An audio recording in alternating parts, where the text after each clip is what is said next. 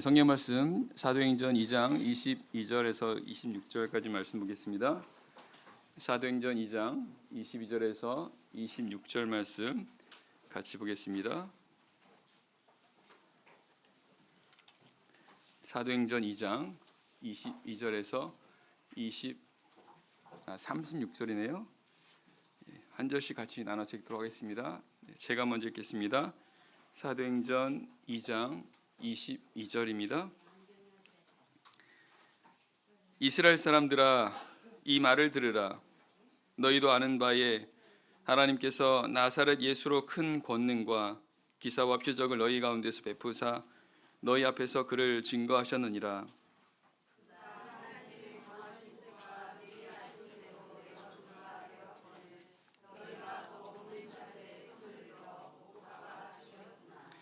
하나님께서 사망의 고통을 풀어 살리셨으니 이는 그가 사망에게 매여 있을 수 없었음이라.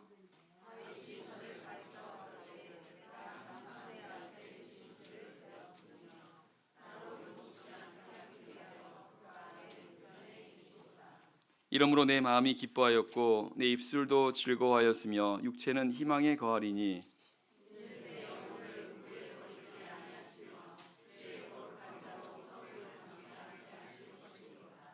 주께서 생명의 길로 내게 보이셨으니 주의 앞에서 나로 기쁨이 충만하게 하시리로다 하였으니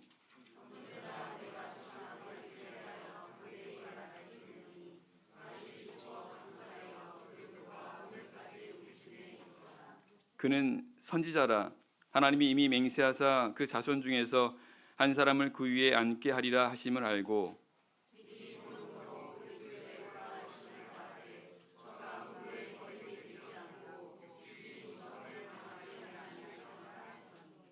이 예수를 하나님이 살리신지라. 우리가 다 이 일의 증인이로다.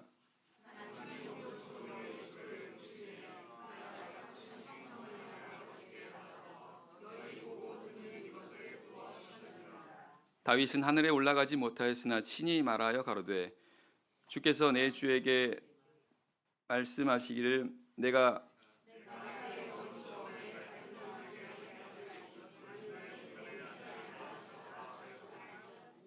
같이 읽겠습니다. 그런즉 이스라엘 온 집이 정령이 알지니 너희가 십자가에 못 박은 이 예수를 하나님이 주와 그리스도가 되게 하셨느니라 하니라. 아멘.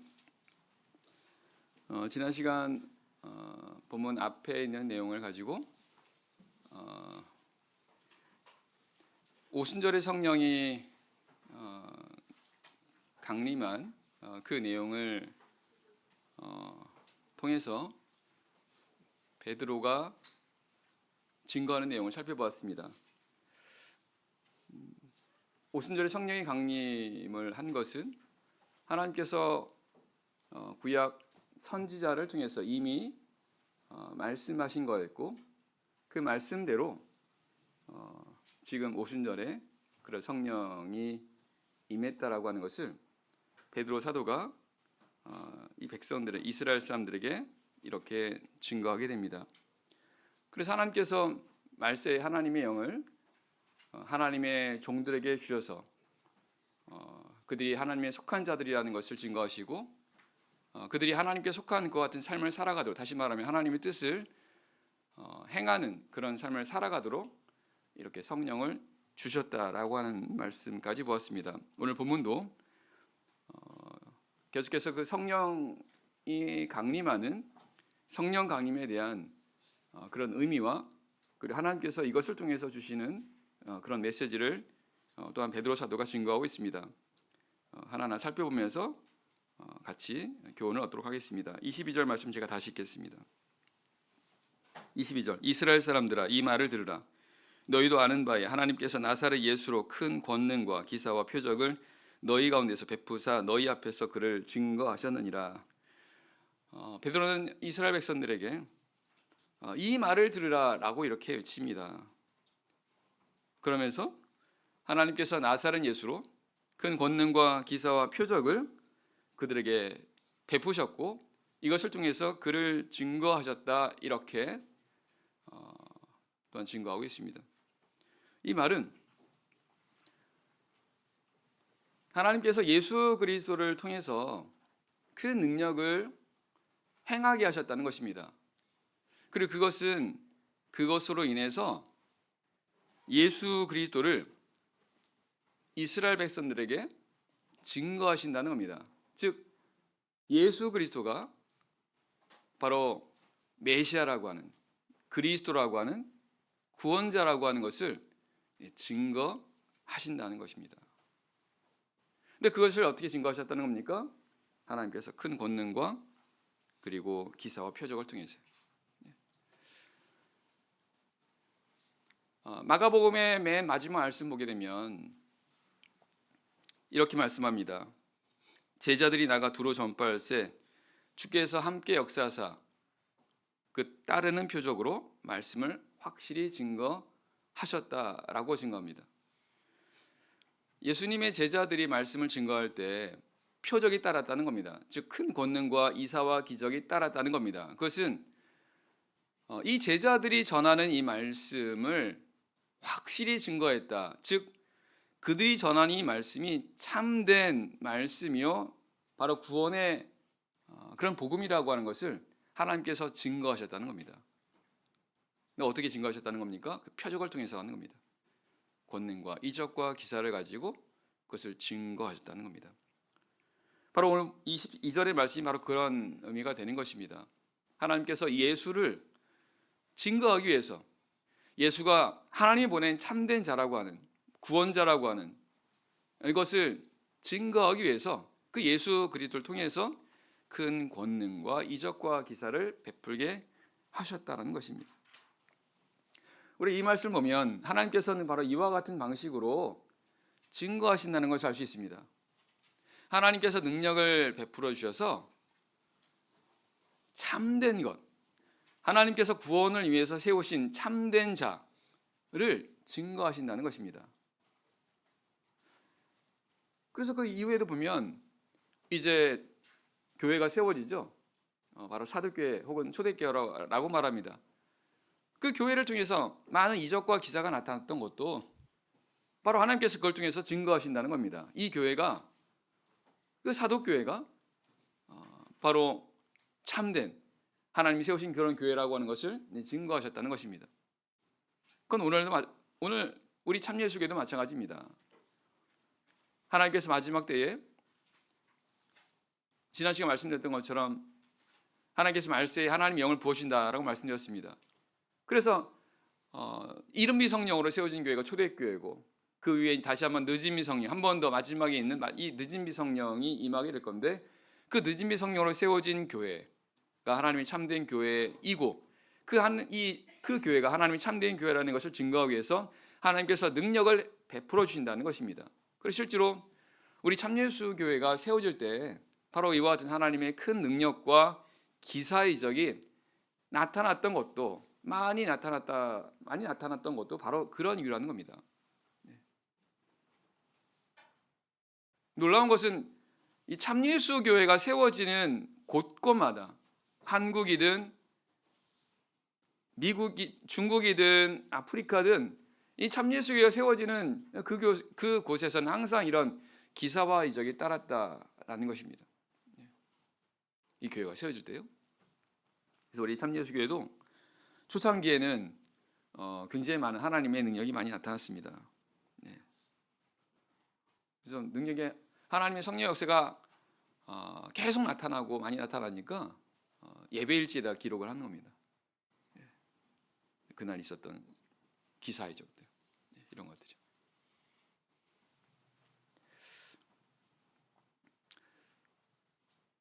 오늘날은 어떤 것 같습니까? 물론 오늘날도 하나님의 능력이 나타납니다. 하지만 상대적으로 초창기에 있었던 하나님께서 이적과 기사를 베푸신 것에 비하면 분명한 것은 많은 차이가 있습니다. 왜 그럴까요?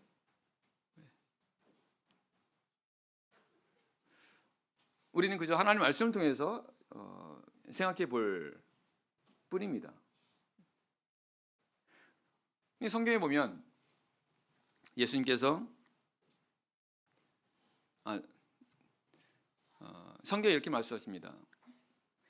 저희가 믿지 않음을 인하여 거기서 많은 능력을 행치 않으셨다고요. 마태복음 13장 57절에는 그런 말씀이십니다.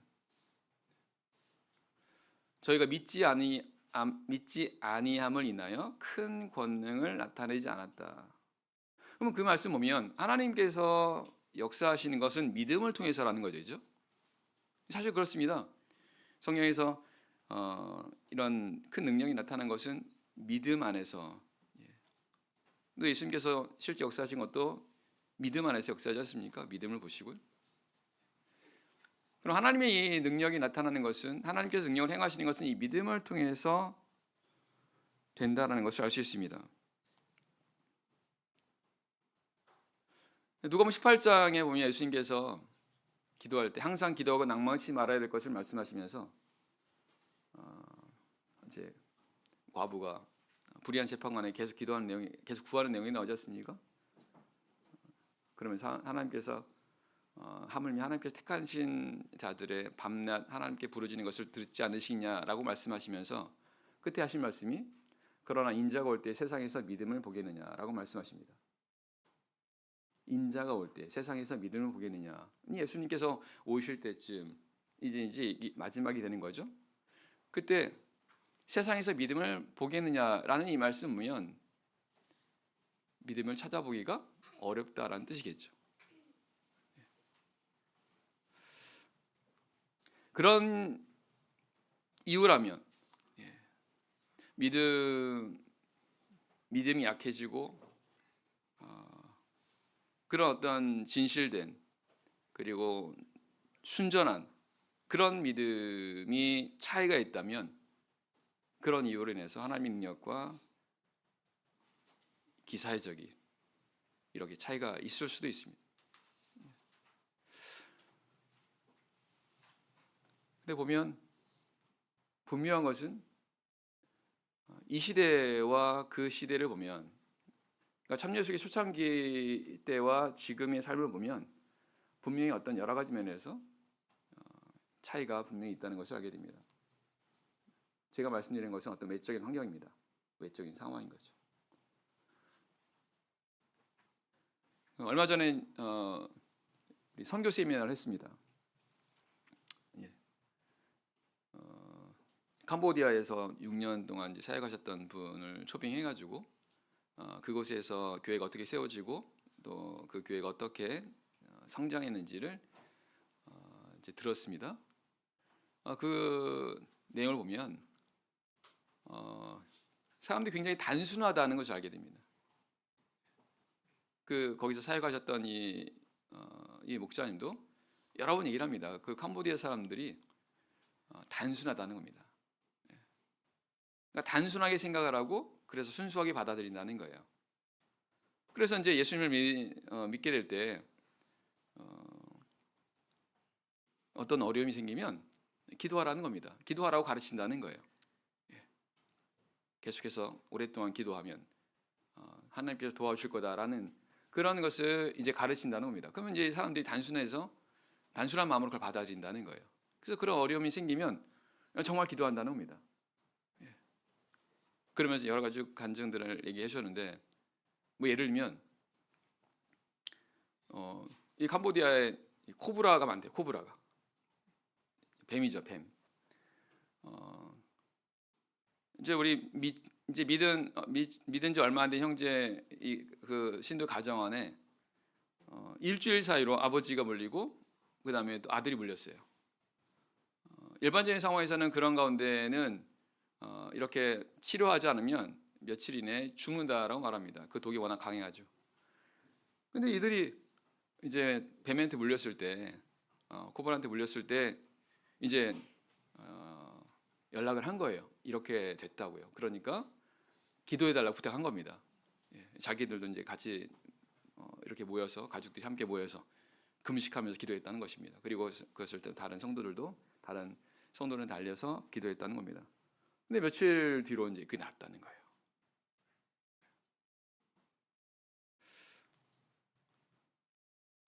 나중에 목사님이 가서 물어봤다는 겁니다. 아니 혹시 병원 갈 생각은 안 했냐고요. 그랬더니 병원에 갈 수가 없었더래요. 돈이 없어서. 그러니까 캄보디아가 굉장히 낙후되다 보니까 그런 어떤 상황 자체가 잘 안 된 겁니다. 그러니까 그런 어떤 환경 속에서 하나님을 믿는 그런 단순한 믿음을 가지게 된 어떤 그런 거라는 걸 알 수 있습니다. 이런 측면에서 볼 때 우리 초창기에 우리 한국에 있었던 그런 시대와 지금 시대를 보면 분명히 차이가 많이 있습니다. 지금 너무나 많이 풍족한 거죠.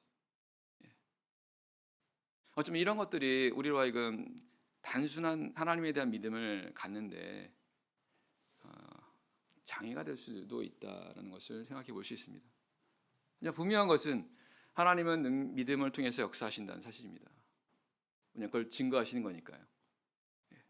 하나님께서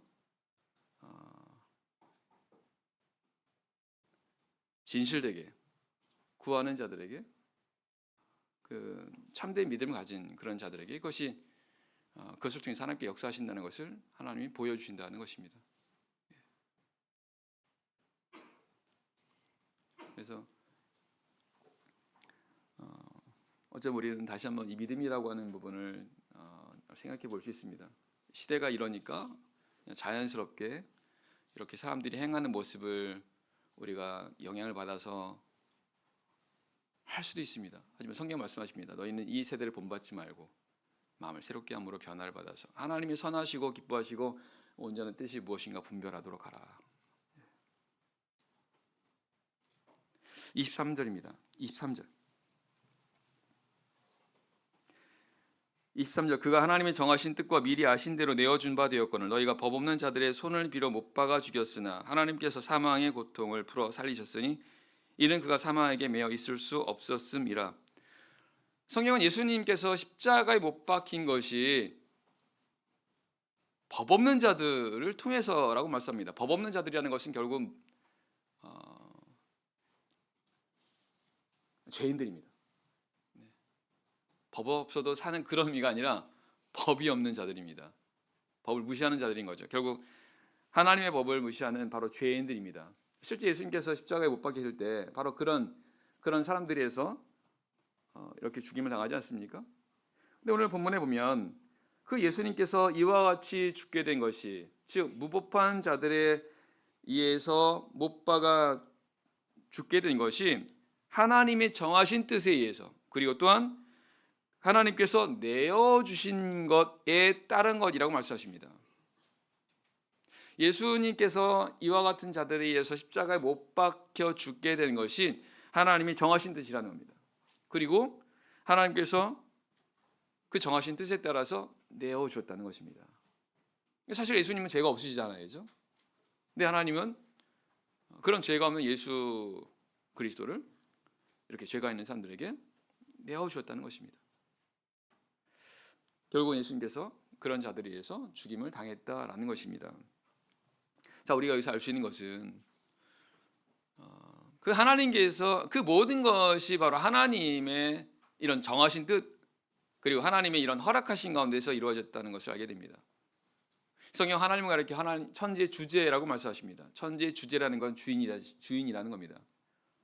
주인이 모든 것을 자기 마음대로 하는 것처럼 하나님께서 모든 것의 주인 되시니까 하나님의 뜻에 의해서 하나님의 작정하신 것에 대해서 모든 것이 이루어진다는 것입니다. 근데 그 가운데 보면 때로 하나님께서 뭔가 이렇게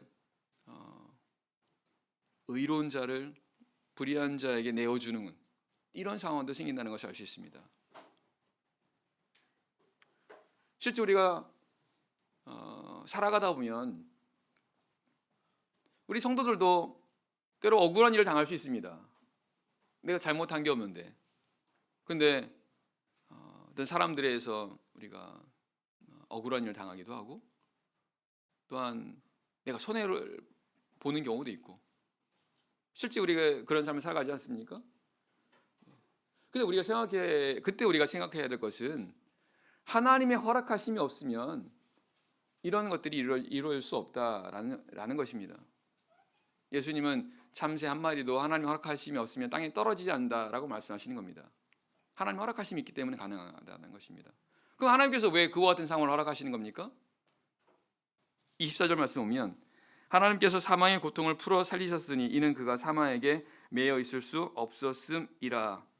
결국 하나님의 뜻이 무엇이냐는 걸 알 수 있습니까? 하나님은 이 예수 그리스도를 이런 무법한 자들에게 내어주셔서 그로 인해서 죽임을 당하게 하지만 거기서 끝이 아니라 그 가운데서 살리시는 거였다는 것입니다. 이것이 하나님의 정하신 뜻이라는 겁니다. 결국 하나님의 뜻은 어떤 것입니까? 선하다는 겁니다. 하나님의 생각은 죽이는 게 아니라 살리는 거라는 겁니다. 예레미야 29장 11절에 보면 나 여호와가 말하노라 너희를 향한 내 생각은 내가 하노니 재앙이 아니라 평안이요 장래에 소망을 주라는 생각이라 라고 말씀하십니다. 때로 우리 삶 가운데 어떤 재앙이 있는 것처럼 보일 때 있습니다.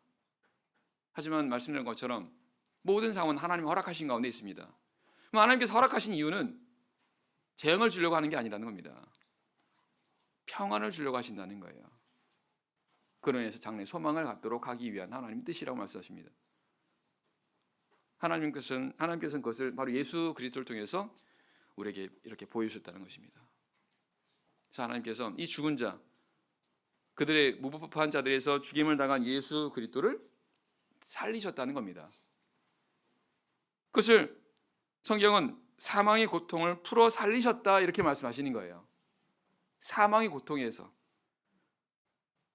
그것을 풀어서 살리셨다는 겁니다. 하나님께서 이것을 통해서 하나님은 사망의 고통이라고 하는 곳에서도 살리시는 하나님이라는 것을 보여주신다는 것입니다.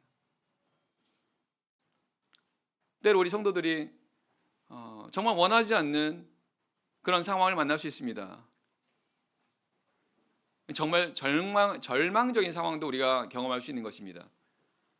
하지만 그 가운데서 마치 사망과 같은 그런 가운데 도저히 앞으로 나아갈 길이 없어 보이는 절망 같은 그런 상황 속에서 하나님께서 살리신다는 거예요. 그걸 보이신다는 겁니다. 하나님께서 사망의 고통을 풀어 살리셨으니 이것은 예수 그리스도에게만 해당되는 내용이 아니라 예수 그리스도를 믿는 하나님의 속한 모든 사람들에게 하나님께서 바로 이와 같이 행하신다는 것을 보이신다는 거예요. 그래서 우리는 하나님을 믿으셔야 됩니다. 하나님이 이런 분이라는 것을, 하나님께서는 사망의 고통을 풀어 살리시는 하나님이라는 것을 우리는 믿어야 됩니다. 내가 생각할 때 이거 도저히 답이 없는, 도저히 어떤 길이 없는 그런 상황이라 하더라도, 마치 사망과 같은 그런 상황이라 하더라도 하나님께서는 사망의 고통을 풀어 살리시는 하나님이다라는 것을 우리가 믿어야 됩니다. 우리 믿고 하나님을 의지한다면 하나님께서 그 가운데 살리신다는 거예요.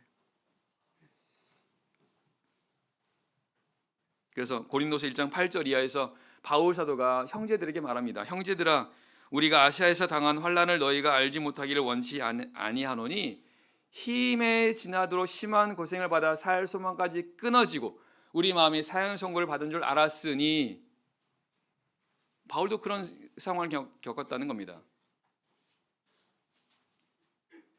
근데 바울은 그 상황을 통해서 하나님의 뜻을 알았습니다. 이는 우리로 자기를 의뢰하지 말고 오직 하나님만 의뢰하게, 죽은 자를 다시 살리신 하나님만 의뢰하게 하려 하심이라.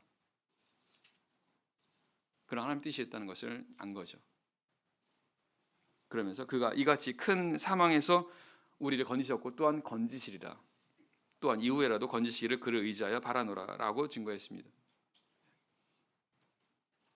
그래서 어떤 경우에도 우리 믿는 자에게는 사망이라는 게 없습니다. 절망이 없다는 것입니다. 그냥 하나님께서 그 가운데서 우리를 그냥 두지 않으신다라는 것입니다.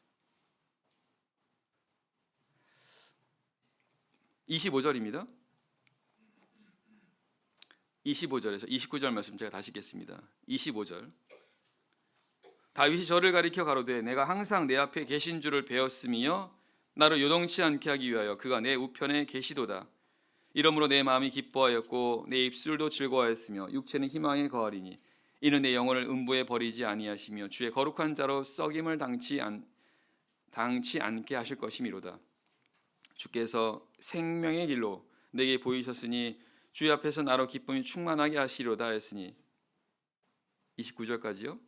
형제들아 내가 조상 다윗에 대하여 담대히 말할 수 있노니 다윗이 죽어 장사되어 그 묘가 오늘까지 우리 중에 있도다.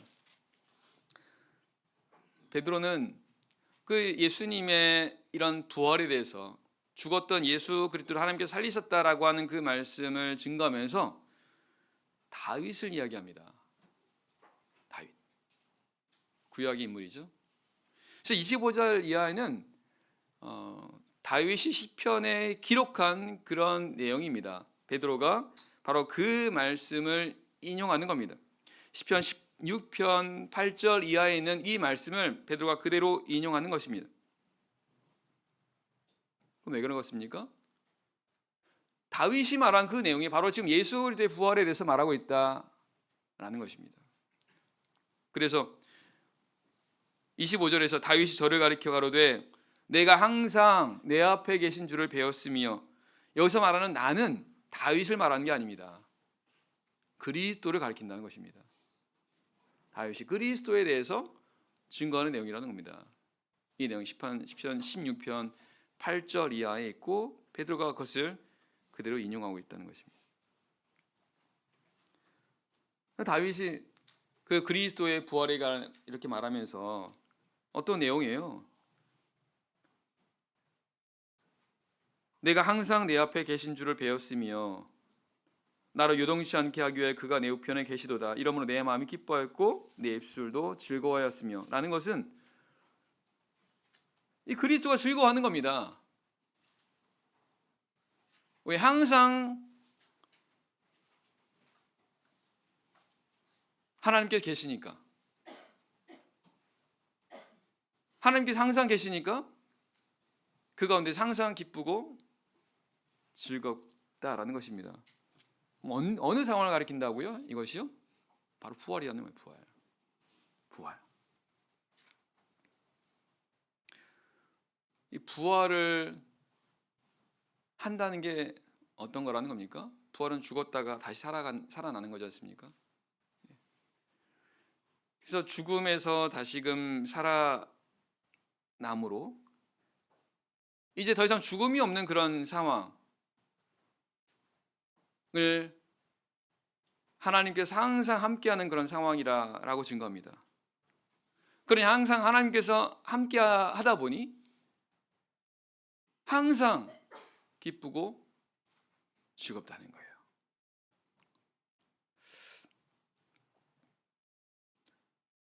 우리는 보통 하나님께서 나와 함께하신다, 우리와 함께하신다라는 말을 자주 말합니다. 그렇습니다. 하나님 우리와 함께하십니다. 그런데요, 성경은 우리가 몸에 거할 때는 주와 따로 거한다라고 말씀하세요. 다시요. 고린도서 5장 6절에 보면 우리가 몸에 거할 때는, 우리가 몸에 거한다는 것은 우리 영혼이 우리 몸에 거한다는 거죠. 우리가 아는 것처럼 사람은 영혼이 있지 않습니까? 우리 각자 영혼이 있잖아요. 그 영혼이 어디 있다는 거예요? 그 영혼이 내 몸에 있다는 겁니다. 지금 우리 각자가 지금 그런 상태로 있는 거잖아요. 근데 성경은 우리가 몸에 거할 때는 주와 따로 거하고 있다는 것입니다. 그러면 우리가 주님과 함께 있다 뭐 이런 것은 그런 아닌가요? 아닙니다. 그것도 맞습니다. 하지만 진정으로 하나님과 함께하는 것은 아니라는 거예요. 그러면 진정으로 하나님과 함께하는 것은 언제라는 겁니까? 부활 때라는 겁니다. 우리가 죽은 이후에, 죽음에서 살아난 이후에, 그때는 주와 완전하게 함께하게 된다는 것입니다. 비록 지금 우리가 세상에 살아가는 동안 하나님과 함께하는 삶을 살아가지만 이거는 부분적이라는 거예요. 부분적. 온전한 그런 하나님과 함께하는 그런 삶이 아니라는 겁니다. 왜냐하면 완전한 하나님과 함께하시는 삶은 부활 이후에 이루어지는 거니까. 본문이 바로 그런 내용을 말씀하시는 겁니다. 그래서 바울 사도가 그 말을 한 다음에 우리가 몸에 거할 때는 주와 따로 거하는 것을 우리가 안다라고 말하면서 이렇게 말합니다. 원하는 바는 차라리 몸을 떠나 주와 함께 거하는 것이다 라고 말합니다. 바울이 원하는 게 뭐라는 겁니까? 몸을 떠나는 겁니다. 몸을 떠나는 걸 가르쳐 쉽게 말하면 어떤 겁니까? 죽는 겁니다. 바울은 죽기를 원했습니다. 왜요? 그렇습니다. 몸을 떠난다는 것은 이제 죽게 되는 것이고, 그렇게 되면 이제 완전히 하나님과 함께하는 그런 삶입니다. 바울이 이것 때문에 그는 몸에서 떠나는, 즉 죽음 이후의 삶을 그가 바랐다는 겁니다. 종종 우리 어르신들이나 혹은 어떤 고통 가운데, 병 중에 있는 어떤 그런 가운데 흔히 하는 말이 빨리 죽고 싶다, 이런 얘기를 할 수 있습니다. 근데 우리가 알아야 할 것은요, 우리가 죽으려고 하는 거는 우리는 죽음을 소망해야 됩니다. 그렇죠? 그 죽음을 소망하는 이유는 뭡니까? 우리가 죽은 이후에 하나님과 우리가 온전히 하나님과 함께 있을 수 있기 때문에 그런 것입니다. 근데 이게 빠지고 그냥 빨리 죽었으면 좋겠다, 이건 아니에요. 내가 지금 너무 힘드니까 그 삶을 벗어나기 위해서 이런 거라고 한다면 이거는 유익한 말이 아닙니다. 그만큼 우리가 바라는 것이 있다면 하나님과 함께하는 삶입니다. 왜? 하나님과 함께하는 삶이 가장 기쁘고 가장 즐거운 거라는 겁니다. 그리고 하나님 함께하게 될 때 영원한 즐거움이 있다고 말씀하세요. 영원한 즐거움입니다. 사실 우리는 이 영원한 즐거움을 우리는 경험한 적이 없습니다. 잠깐의 즐거움은 경험했죠. 잠깐. 하지만 영원한 즐거움, 이거는 우리가 이 땅에서 경험할 수 없습니다. 그것은 우리가 우리의 몸을 벗었을 때, 죽었을 때, 왜? 죽은 이후에 우리가 부활하게 되니까요. 우리 몸이 부활하게 되니까, 우리가 부활하게 되면 이와 같이 온전한 그런 하나님이 함께하는 그런 삶이 된다는 겁니다. 요한계시록 21장에 오면 사도 요한이 보니까 하늘에서 거룩한 성새 예루살렘이 하늘에서 내려옵니다. 마치 신부가 신랑과의 단정함과 같은 그런 정말 정결하고 아름다운 그런 모습이 내려오는 겁니다. 그러면서 보좌에서 하나님의 음성이 나옵니다. 하나님이 저희와 함께 거하시리니. 그러면서 하나님께서 저희 눈에서 모든 눈물을 씻어주시고, 그리고 이제 더 이상 애통하는 것도 없고, 곡하는 것도 없고, 아픈 것도 없고, 죽음도 없는 그런 상태가 된다라고 말씀하십니다. 이 결국 하나님께서 완전히 함께하시는 그런 상태가 될 때, 정말 그야말로 완전한 즐거움과 완전한 평안이 함께하는 그런 삶이 되는 것이고, 이걸 우리가 소망하는 거라는 겁니다. 그게 바로 부활의 소망이라는 거예요. 30절입니다. 30절입니다.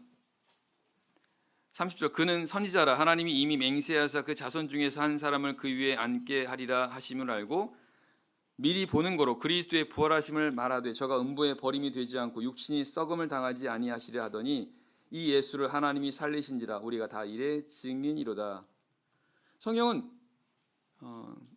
이 다윗을 가리켜 선지자라고 말합니다. 선지자라고 하는 것은 앞의 일을 미리 아는 사람이죠. 그래서 이 다윗이 선지자였고, 그래서 미리 보았다라고 말합니다. 뭘 미리 본 겁니까? 그리스도의 부활이요. 우리 다윗은 선지자니까. 다윗이 찬양하고 하는 이런 모습이 많이 나오지만 성경 다윗을 가리켜 선지자라고 말합니다. 장차 있을 일을 하나님께서 그를 통해서 알게 하셨다는 겁니다. 그러니까 성경의 기록을 하게 하신 거죠. 특별히 다윗이 미리 본 게 바로 그리스도의 부활이라는 겁니다. 예수님께서 오시기 전 1000년 전의 일입니다. 다윗이 다윗이 살았던 시대는 예수님이 오셨던 시대보다 1000년 앞선 시대라는 겁니다. 근데 다윗이 1000년 이후의 일을 지금 이렇게 증거하고 있는 것입니다. 바로 부활에 대해서라는 겁니다. 그래서 다윗은 그리스도의 부활을 이렇게 증거했습니다. 바로 이제 그리스도가 올 것이고, 그리고 그리스도가 부활하게 될 거다라는 것을 증거한 겁니다. 그러면 그것이 우리 믿는 자들과 어떤 상관이 있는 것입니까? 그리스도가 부활하게 된다는 것은 그 그리스도를 믿는 자들도 부활하게 된다는 사실입니다. 그래서 성경은 그리스도가 부활의 첫 열매가 되신다고 말씀하십니다. 죽은 자들 가운데 첫 열매가 되셨다는 거예요. 그러니까 첫 열매가 있다는 것은 그 이후에도 열매가 있는 거죠. 그러니까 예수님께서 먼저 죽음에서 살아나셨고 처음으로 부활하셨고, 이제 그 이후도 이런 그리스도와 같은 부활하게 된 사람들이 있게 된다는 겁니다. 예수님을 믿는 자들이. 그러면서 성경은요,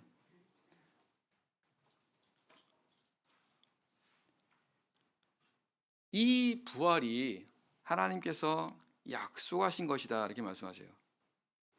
사도행 13장 33절에 보면 이렇게 말씀하십니다. 하나님이 예수를 일으키사 우리 자녀들에게 이 약속을 이루게 하셨다.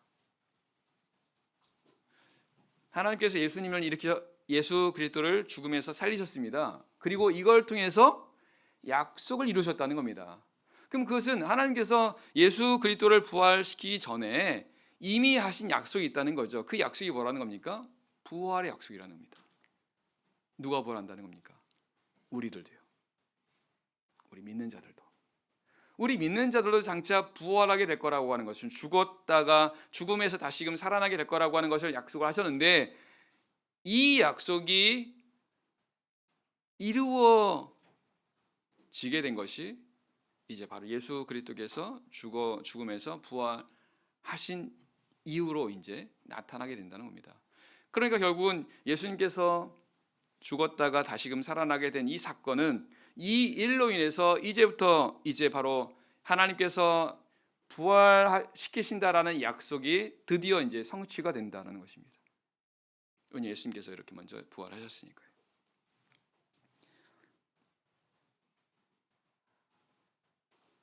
그리고 그 부활을 이루시겠다, 부활하게끔 하시겠다라고 하는 그 약속을 그러면 어떻게 그 믿는 자들이 부활하게 된다는 것을 어떻게 알 수 있다는 것입니까? 바로 성령이라는 거예요. 성령. 하나님께서 믿는 자들에게 주신 이 성령을 통해서 성령이 장차 마지막 때에 그를 살리신다라고 하는 것을, 살리신다라는 보증으로 주신 게 바로 성령이라는 겁니다. 결국 예수님께서 이제 부활하셨지 않습니까? 그 부활로 인해서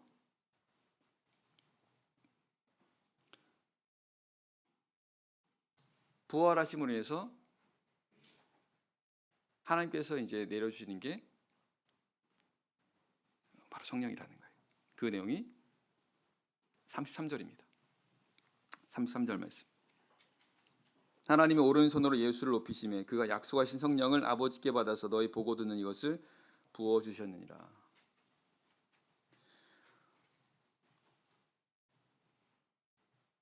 하나님이 오른손에 예수를 높이셨다는 것은 예수를 죽음 가운데서 부활시키시고 그러하여금 승천하게 하셨다는 것입니다.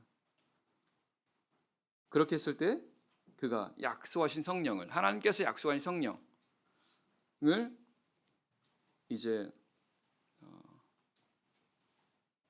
믿는 자들에게 부어주실 수가 있게 되었다. 바로 그 말씀하시는 겁니다.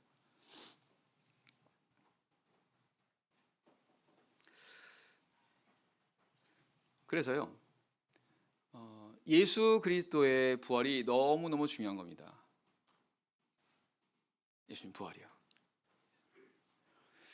다시 정리하겠습니다. 예수님이 부활했다는 건 이제 그 믿는 자들도 부활하게 될 거라고 하는 것을 보여주신 겁니다. 그리고 그 부활을 이루게 하기 위해서 하나님께서 이제 주시는 게 바로 성령이라는 겁니다. 근데 그 성령은 언제 비로소 내려줄 수 있는 것입니까? 예수님께서 부활 이후에라는 거예요. 그러니까 예수님께서 부활을 하셔야만 이 약속의 성령이 믿는 자에게 임할 수가 있게 되는 것입니다. 그러니까 예수님께서 부활하셨을 때 베드로가 이 예수님의 부활을 증거하고 지금 이어서 증거하는 게 뭡니까? 바로 성령을 증거하는 거예요. 성령을요. 이 부활과 예수님을 믿는 자들이 받을 성령이 서로 연결되어 있다는 것입니다. 반대로 말하면 예수님이 부활하지 않는다고 한다면 이 성령은 내릴 수가 없다는 것입니다. 그래서 예수님이 이제 부활하심으로 인해서 이 성령이 강림하게 되었고, 그 믿는 자들이 이제 성령을 받음으로 인해서 이제 우리 믿는 자들도 부활하게 된다는 거예요.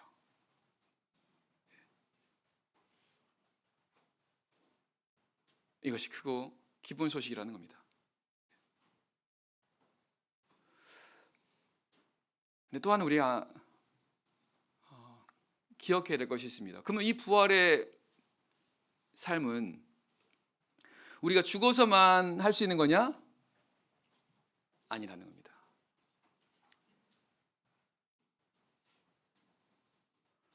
우리가 세상에 살아가는 동안에도 이 부활의 삶을 살아갈 수 있다는 것입니다. 아까 말씀드린 것처럼 우리의 온전한 부활은 우리가 죽음 이후에 우리가 몸이 부활하는 겁니다. 하지만 우리가 그 전에도 우리는 세상에 살아가는 동안에 부활의 삶을 살아갈 수 있다는 것입니다. 무엇을 통해서요? 성령을 통해서요. 왜? 이 성령은 누구의 영입니까? 하나님의 영이면서 동시에 예수 그리스도 영이에요. 부활하신 예수 그리스도 영이라는 겁니다.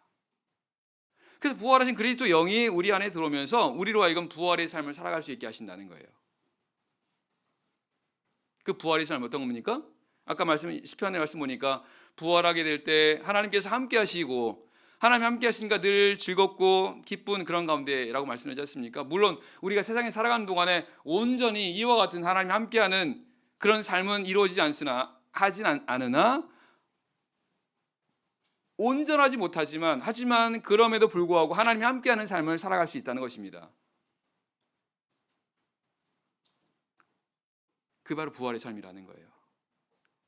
우리가 이 땅에 살아가는 동안에 우리가 이 성령을 통해서 부활의 삶을 살아갈 수 있고, 우리가 부활의 삶을 살아갈 때 하나님께서 나와 함께 하시는 그런 삶을 살아가게 된다는 것입니다. 그럼 하나님이 나와 함께 하는 삶을 살아갈 때 우리 삶의 기쁨과 그리고 즐거움이 있다는 거예요.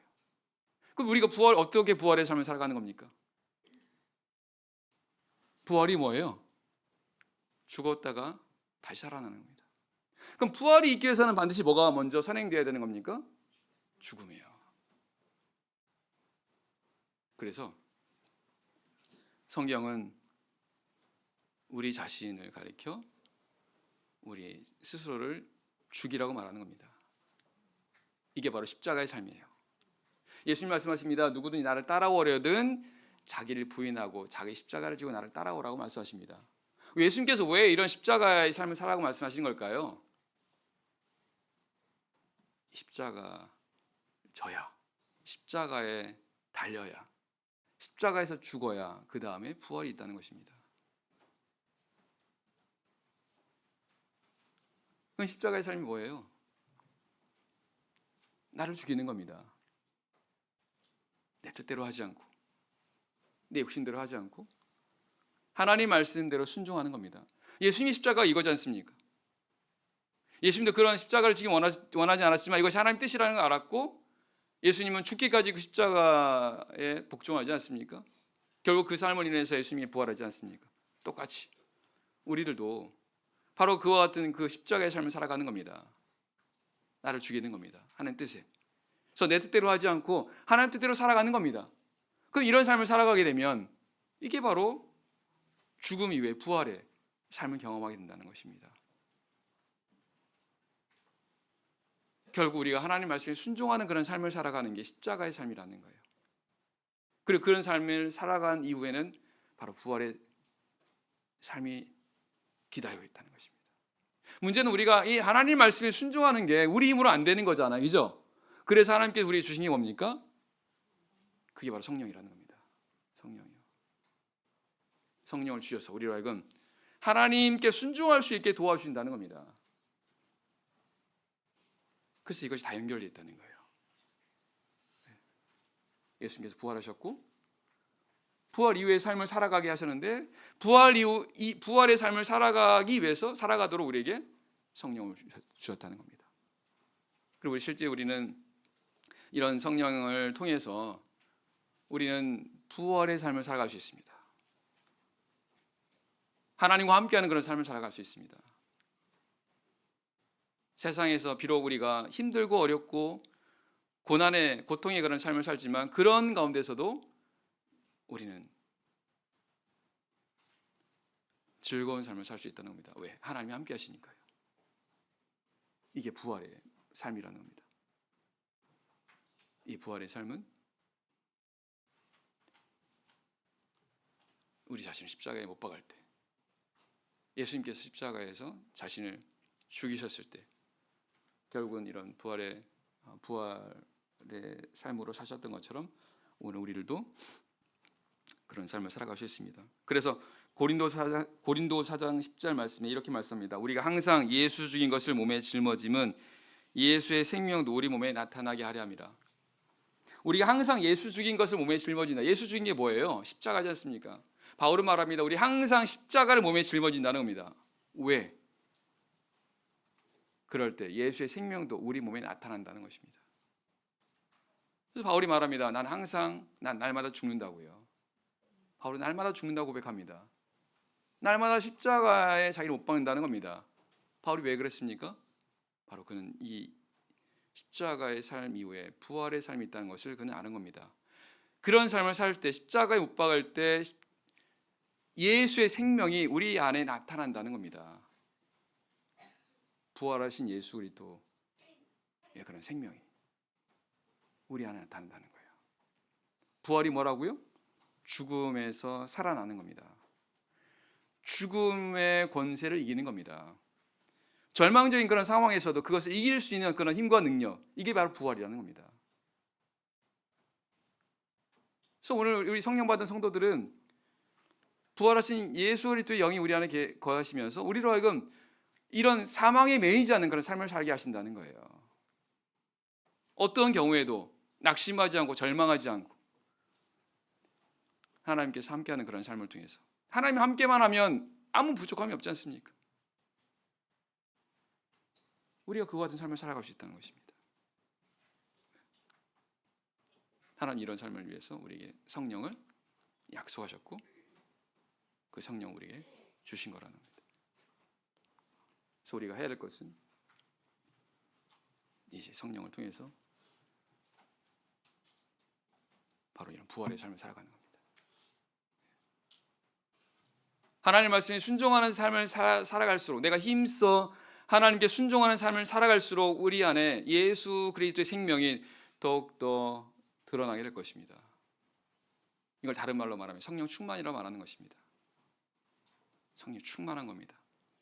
내 안에 성령이 더욱더 가득하게 돼서 내 모습이 나타나는 게 아니라 성령의 능력이 나를 통해서 나타나는 거예요.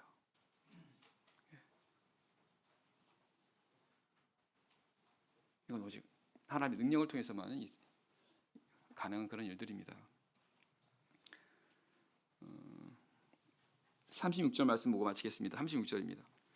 그런데 이스라엘 온 집이 정령할지니 너희가 십자가에 못 박은 이 예수를 하나님이 주와 그리스도가 되게 하셨느니라 하니라. 결국 예수 그리스도께서 십자가에 못 박히심으로 인해서 주와 그리스도가 되게 하셨다. 베드로전서 5장 6절 말씀입니다. 그러면 하나님의 능하신 손 아래서 겸손하라. 때가 되면 너희를 높이시리라. 우리 하나님께 순종하는 삶을 살아가면 이게 결국 겸손이고 이런 삶을 살아가게 되면 하나님께서 반드시 높여주신다는 것입니다. 때가 될 때. 내가 하나님 말씀대로만 하면, 순종하는 삶을 살아가면, 순종에 힘쓰는 삶을 살아가면 반드시 하나님께서 높여주신다는 거예요. 예수 그를 통해서 우리에게 본을 보여주셨습니다. 바라옵기는 우리 참예수의 성도들이 얼마나 하나님의 이런 귀한 은혜 가운데 있는지를 깨닫길 바랍니다. 그리고 그런 이 하나님의 은혜를 우리 삶에서 직접적으로 그 은혜를 살아갈 수 있는 이런 삶을 살아가기를 간절히 바랍니다. 성령 충만한 삶이 필요한 것입니다. 이 성령 충만을 위해서 기도와 말씀에 힘쓰는 저와 여러분 되기를 바랍니다. 바로 기도하겠습니다.